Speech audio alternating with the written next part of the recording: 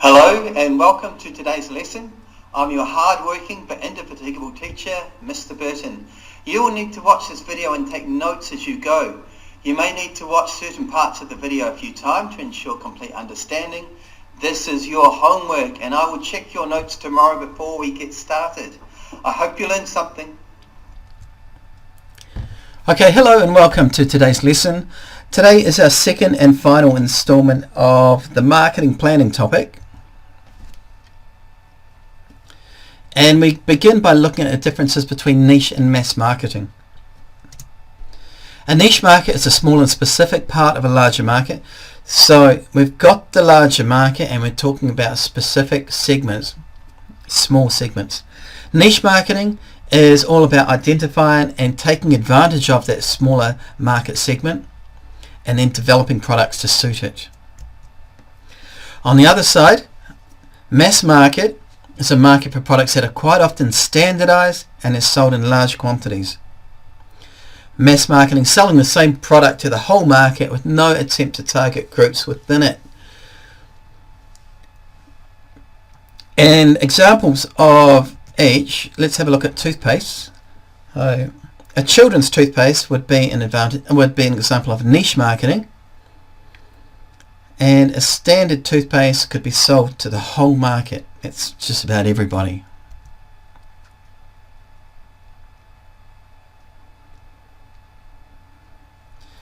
Now let's have a look at the advantages of niche and mass marketing. So niche marketing, advantages here. Small firms can survive and thrive, do very well in markets that are dominated by larger firms. Another example, if the market is currently not being taken advantage of by competitors, then filling a niche market can offer the chance to sell at high prices and high profit margins. Customers will often pay extra for a product that specifically suits their unmet needs. Well, until competitors react by entering the market too. Consumers will often pay more for an exclusive product. Niche market products can also be used by large firms to create status and image. Mass market products may lack these qualities. Mass marketing, advantages here. Small market niches don't allow economies of scale to be achieved.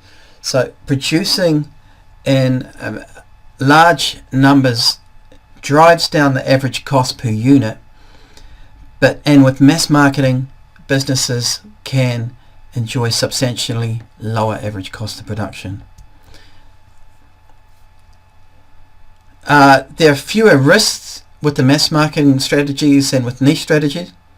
A niche market contains pretty small numbers of consumers, relatively small numbers of consumers, and any change in the buying habits of these consumers can lead to fast drop-offs in sales. And it's a particular problem for small firms operating in only one niche market with one product.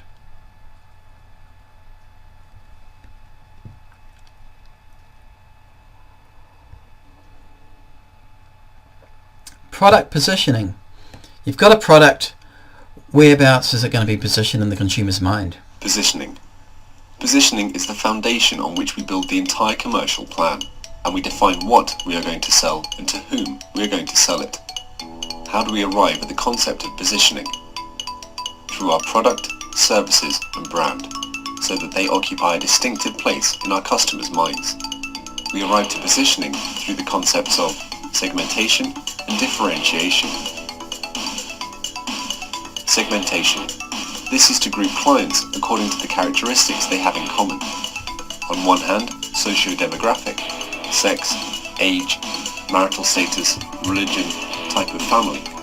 Take note, it isn't always the most effective method. On the other hand, psychographics, such as lifestyle or values. Psychographic characteristics are the most effective when the time comes to segment and are more used than socio-demographics. The third important criterion for companies are the behavioural characteristics, levels of use, levels of loyalty, or moments of use. These are the three criteria to segment. We analyse, therefore, the market and the customers, and through these criteria we look for what segments are the ones we can add value to. This would be our valuable customer or group of valuable customers. How do we reach our customers? Through differentiation, through the characteristics of the product itself, such as physical characteristics, attributes and values, through the image, the brand, through our employees, customer relations, and through channels, the distribution. Through segmentation, we have the to whom, the valuable customers. Through differentiation, we have the what, the value proposition. And this is the positioning. Once the value proposition and to whom we are going to aim our product at is decided, we can begin with the marketing mix. What is my product going to be like? What price am I going to sell it at? Through which channels am I going to distribute it? How am I going to promote it? It's as easy as thinking about the what and to whom. If companies have a good positioning, it is much easier to create a good marketing plan.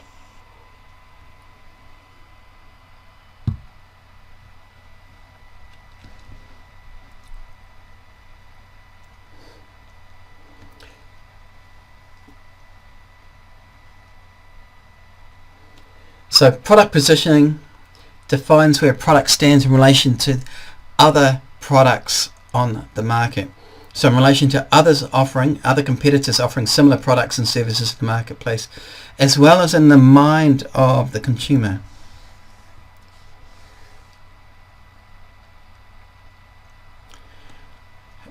Position maps can map out the position of a product within a consumer's mind. So a product position map is a graph that analyzes consumer perceptions of each group of competing products, and they do so in regards to two product characteristics. Let's have a look. So we've got some brands here, some well-known brands, and we have price on the vertical axis, so high price, an affordable price on the bottom, and mass market on the left and exclusivity on the right. And we can see where the different brands fit in here. So down the bottom, more mass market and more affordable, we have things like Guess, Coach, and getting in a higher price, the prestige pricing, and more exclusive, we have things like Chanel and Prada.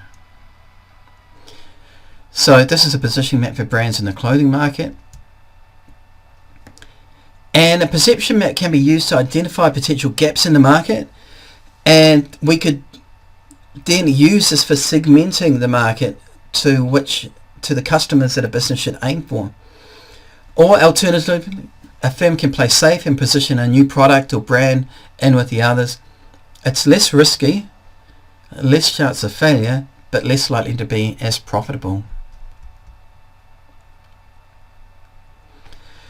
And if a company can identify the sector with the greatest niche potential, the marketing manager, the marketing management team, can then be made aware of the key features of a product or brand, and then that can be promoted most heavily.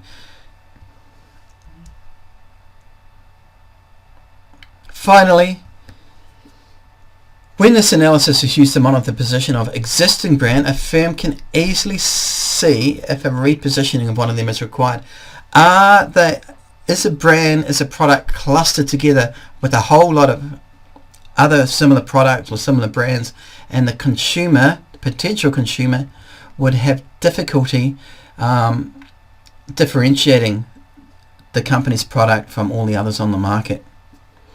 And repositioning could involve a new advertising campaign, perhaps restyling the packaging, rather than developing a whole new product and launching a whole new product.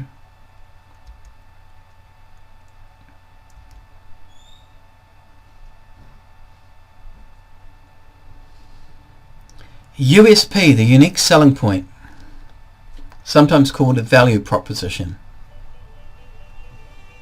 A A value proposition is a company's promise to its customers of a unique and relevant benefit.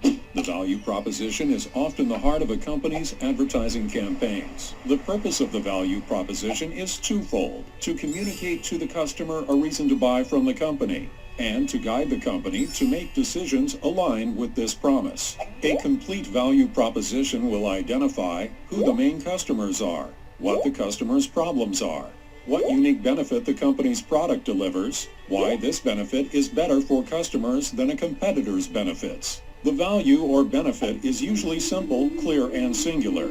For example, it may be that the company's product is more powerful, or faster acting, or longer lasting, or more beautiful, etc. What is important is that the benefit is relevant to the audience and better than competitors' benefits. A value proposition often exists in different forms and places in a business. It may exist as an internal company statement that reminds employees of the company's key promise. This helps unify company efforts. More often, it is a strategic statement used within the marketing and communications departments as a guide to creating consistent communications to external audiences. This is called staying on message. When used this way, most company communications, such as advertising and press releases, contain the value proposition rewritten in simple, consumer-friendly language.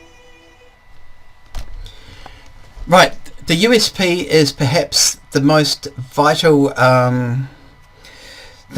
marketing point when it comes to marketing. The USP, if a product or a company does not have a unique selling proposition or a unique selling point, then there's nothing to differentiate that product from all the others on the market. If there is no unique selling point, why would a consumer buy your company's product when it could buy anything else on the market? So the USP, a factor that differentiates the product from its competitors. It could be the lowest cost, the highest quality, the first ever product of its kind. A USP can be thought of as what you have that competitors don't have. A really important concept. And it's all about differentiation. The product differentiation, the marketing process that showcases the differences. At least we know if we have this problem, everybody has this problem.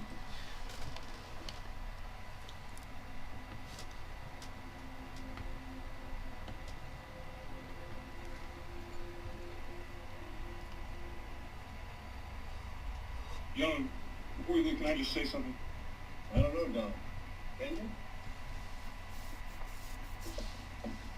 The Federal Trade Commission and Reader's Digest have done you a favor.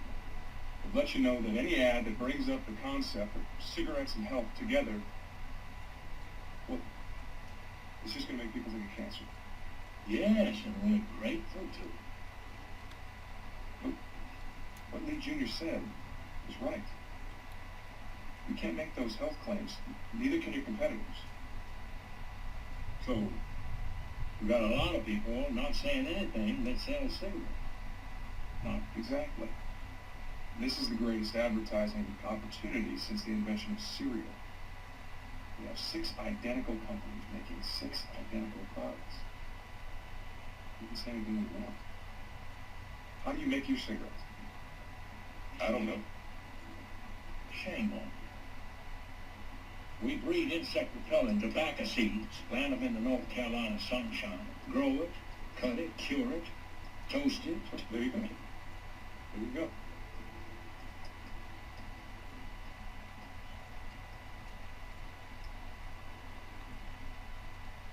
But everybody else's tobacco is toasted. No, everybody else's tobacco is poisonous. That's right. It's toasted. Well, gentlemen, I don't think I have to tell you what you just witnessed here. I think you do. Advertising is based on one thing. Happiness. And you know what happiness is? Happiness is a small of a new car. It's freedom from fear. It's a billboard on the side of the road that screams reassurance whatever you're doing. It's okay. You are okay.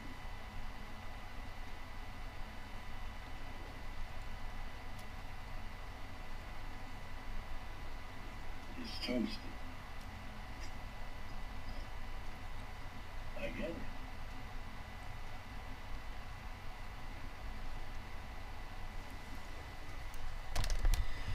Okay, product differentiation, that marketing process that showcases the differences between products. It's looking to make the product more attractive, and it does so by contrasting the unique qualities with other competing products. Successful product differentiation creates a competitive advantage for the seller, because if successful, customers are going to view the product as being unique or superior. Let's have a look at differentiation in a little bit more theoretical detail. So, a definition: the process of establishing a differentiated product in the minds of consumers will see the firm focus on the different elements of the marketing mix. Product: how can a company make its product different? So they can focus on the design, the quality, the functions that product may have. Branding and performance are all features of a product that can differentiate it from other competitive rivals. Price: the next element in the marketing mix. Okay, there's a wide range of pricing strategies a business can consider, and we will look at these a little bit later in a different topic. Now, businesses can be the price leader in a product category, so it could be have the lowest price on the market, or it could use a premium pricing strategy to match the perceived high quality of the product or brand. Promotion: how product differentiation can be done solely through promotion. So promotion is often associated with informing potential customers that a particular product is different in a better way from the competition, persuading customers to purchase, which is take action on this basis. A successful promotional strategy will create a positive perception around the product, and often that will be in relation to its USP, the unique selling point. Place: now, a wider range of customers can be reached through differentiated marketing through retailers, wholesalers and distributors. The internet may provide a good distribution channel for young, busy families, whereas retail shops could suit younger customers and older market segments better.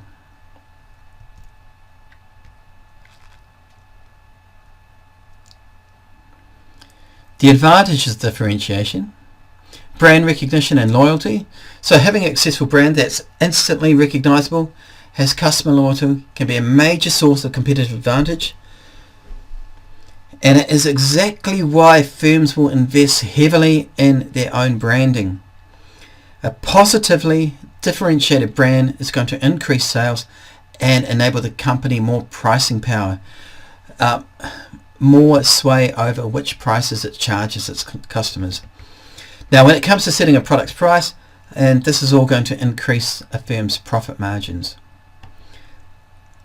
Price advantages: if the good is undifferentiated or homogeneous, then the firm has very limited ability to set and control prices.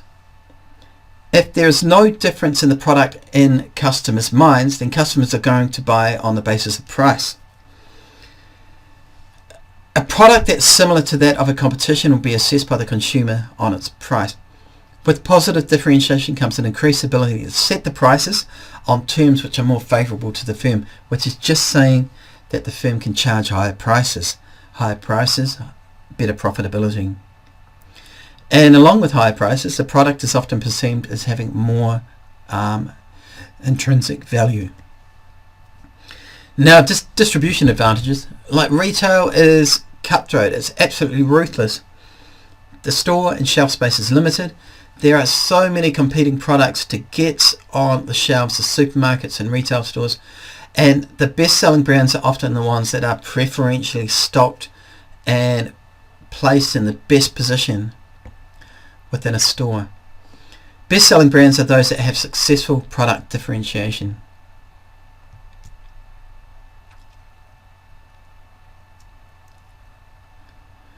Disadvantages: economies of scale. So cost savings can't be fully utilised if mass production is not being engaged in. Economies of scale leads to lower average costs, and the lower average cost is associated with producing large numbers of a single product. That's going to be much lower than the cost associated with producing smaller numbers of a differentiated product. Economies of scale can be exploited to provide a lower cost product than that of firms' competitors, and again, this is going to be a source of differentiation in itself.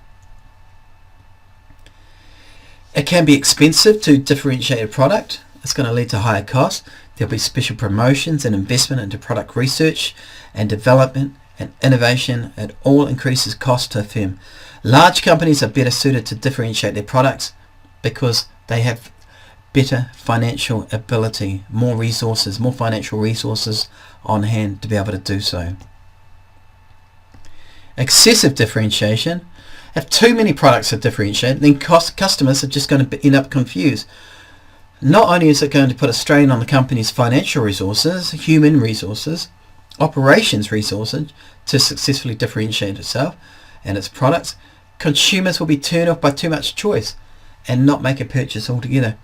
And they've done some really interesting psychological studies where they've set consumers with a whole lot of choices, and the more choices consumers have, the longer it takes for them to make a decision, and quite often they make a worse decision than if only a few products were on offer.